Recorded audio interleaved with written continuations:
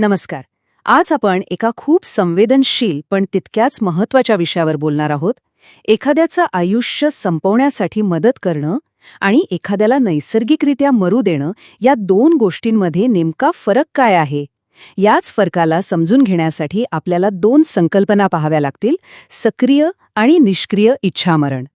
तर विचार करायला लावणारा एक प्रश्न आहे की एकीकडे एक अशी कृती आहे जी आयुष्य संपवते आणि दुसरीकडे एक अकृती आहे, म्हणजे काहीतरी न करणं, ज्यामुळेही तेच घडतं. मग या दोन्हीमध्ये फरक तो काय?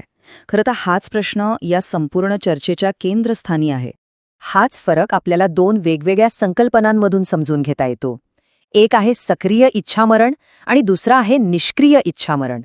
चला तर मग एक एक करून दोन्ही काय आहेत ते सविस्तरपणे पाहूया.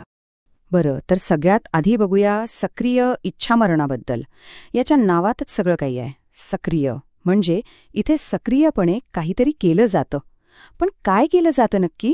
सोप्या भाषेत सांगायचं तर सक्रिय इच्छामरण म्हणजे एखाद्या व्यक्तीचं आयुष्य संपवण्यासाठी मुद्दामून, जाणीवपूर्वक आणि सक्रियपणे एखादी कृती करणं.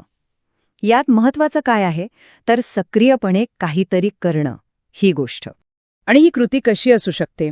तर उदाहरणार्थ एखादं जीवघेणं इंजेक्शन देणं किंवा मग औषधांचा ओव्हरडोस देणं.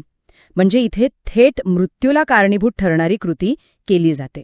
यालाच अनेकदा असिस्टेड सुइसाईड किंवा मदतपूर्ण आत्महत्या असंही म्हणतात.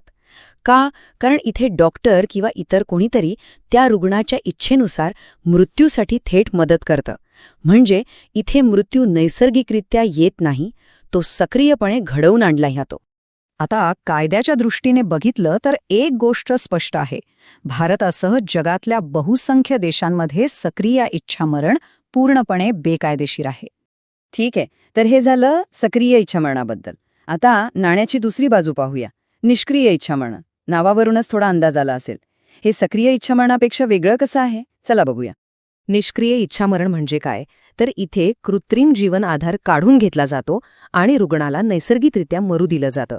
म्हणजे इथे काहीतरी करण्याची नाही तर काहीतरी न करण्याची भूमिका घेतली जाते. हाच तो महत्वाचा फरक.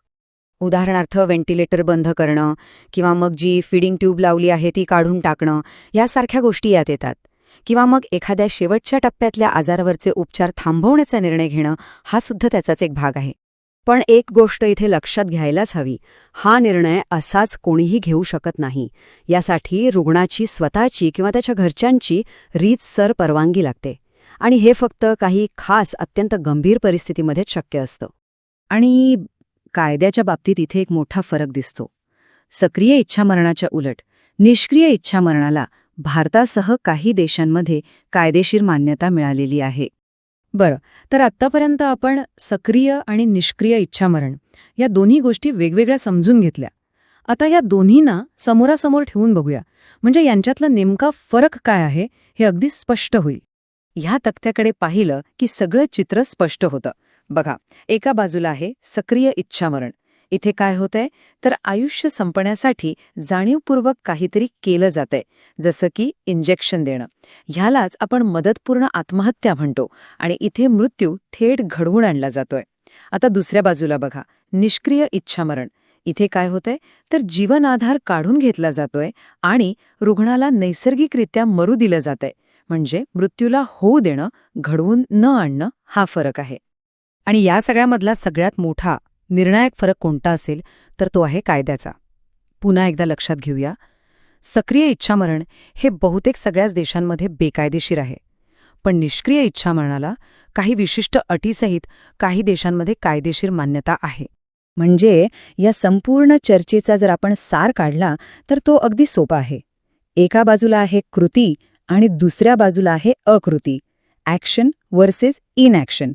हाच या दोन्हीमधला कळीचा मुद्दा आहे. आणि यामुळेच एक मोठा नैतिक प्रश्न उभा राहतो की एखादी गोष्ट करणं आणि एखादी गोष्ट फक्त होऊ देणं, ह्या दोन्हीमध्ये समाजाने